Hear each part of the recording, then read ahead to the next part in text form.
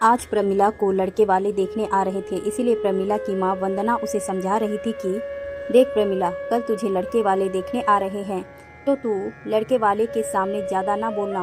वो जो भी तुझसे सवाल करे सिर झुकाकर जवाब देना, और हाँ, तू उनसे कोई सवाल जवाब करने मत लग जाना, क्योंकि सवाल जवाब करने का हक केवल लड़के वाले को है, लड़की वालों को नहीं। तू मेरी बात ठीक से समझ रही है ना? बड़ी ही मुश्किल से रिश्ता मिला है, वरना कितने ही रिश्ते देखे, सभी ने तेरे सामने रंग को देखकर रिश्ता तोड़ दिया था। और सुन, कल ही मैं तेरे लिए गोरे होने की क्रीम लेकर आई हूँ, उसे ज़रूर लगा लेना, ताकि लड़के वाले के सामने तेरा रंग थोड़ा सा गोरा दिखे और लड़का तुझे पसंद कर ले। माँ वंदना ने प्रमिला को समझाते हुए कहा। प्रमिला जानती थी कि माँ का चिंता करना स्वाभाविक है।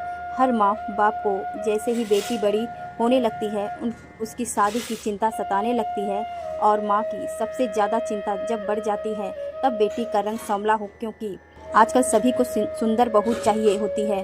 प्रमिला ने मन ही मन सोचते हुए कहा, माँ आप चिंता क्यों करती हैं? और अब वो ज़माना थोड़ी रहा कि लड़के वाले देखने आए और लड़की कुछ ना बोले। जैसे लड़के वाले को सामला जवाब करने का हक है, वैसे ही लड़की वाले की हक होता है कि अच्छे से सवाल जवाब करके रिश्ते के लिए संतुष्ट होने का। और मुझे ज़रूरत नहीं कि क्रीम के पीछे अपनी नेचुरल ब्यूटी को छुपाने की। अगर किसी को मेरे इस सांवले रंग के साथ मुझे स्वीकार करे तो ठीक, वरना मुझे भी किसी समझौते पर शादी नहीं करना। प्रमिला ने कहा, अब तू मुझे ये बड़ी बड़ी ज्ञान की बातें ना सिखा, बस जो तुझसे कहा है वैसा ही करना। बस ये रिश्ता हाथ से निकलना नहीं चाहिए। अब मुझे कल की तैयारियां करने दे, माँ वंदना ने कहा। अगले दिन प्रमिला को लड़के वाले देखने के लिए आए। प्रमिला तैयार होकर जब अपने कमरे से बाहर आई तो माँ ने आखिर रोक ही दिया। अरे मैंने तुझसे बोला था ना कि गोरा होने के वाली क्रीम लगा लेना, तो फिर मेरी बात अनसुनी कर दी, माँ ने गुस्से करते हुए कहा। अरे मेरी प्यारी माँ, मैंने आपसे कितनी बार कहा है कि मुझे बनावटी सुंदरता पसंद नहीं है। मुझे मेरे इस सांवले रंग से बहुत ही प्यार है और मुझे ऐसे ही खुशी मिलती है, आप चिंता मत करो, प्रमिला ने कहा। प्रमिला चाय की ट्रे लेकर जब लड़के वाले के सामने गई तब वो सिर झुकाकर नहीं बल्कि अपने स्वाभिमान के साथ गई। सभी को चाय सर्व करके और हाथ जोड़कर प्रणाम किया।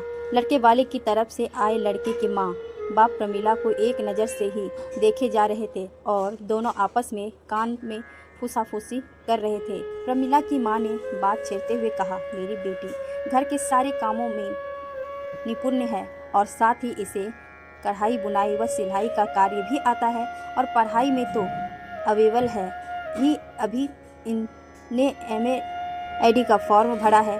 माँ प्रमिला के बारे में बनतर लगी। लड़का जो प्रमिला को देखने आया उसका नाम विजय था।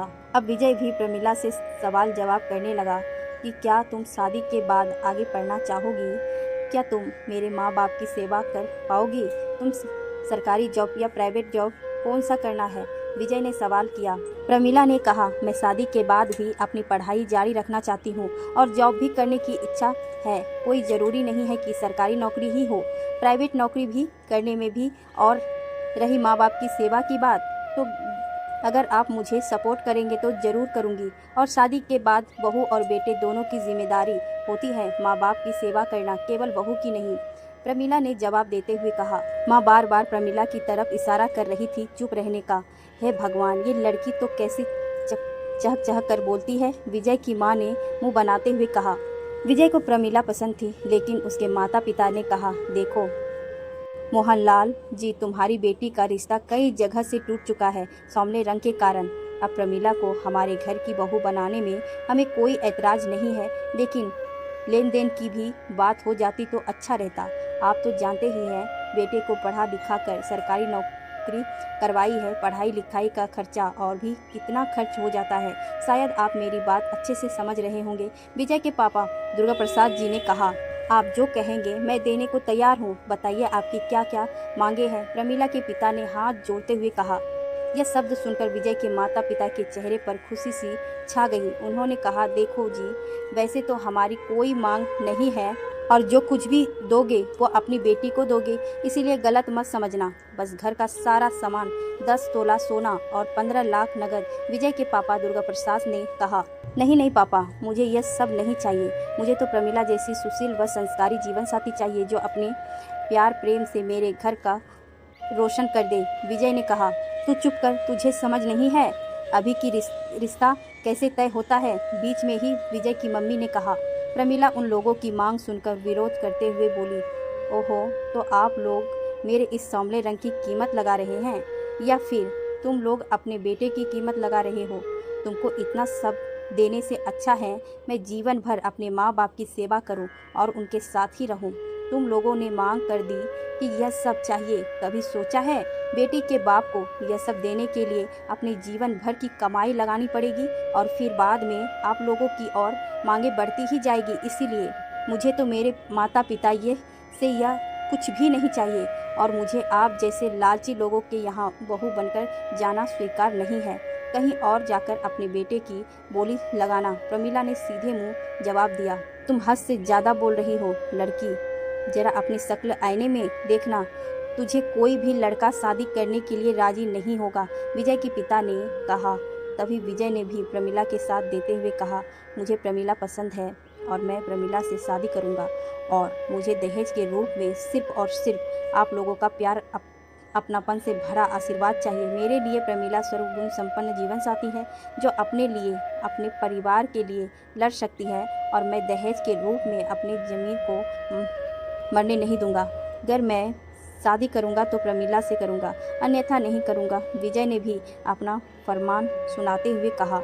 विजय के मुंह से यह सब सुनकर प्रमिला को विश्वास नहीं हुआ और वो भी खुश थी कि चलो आज भी दुनिया में ऐसे लोग हैं जो दहेज लेने के पक्ष में नहीं।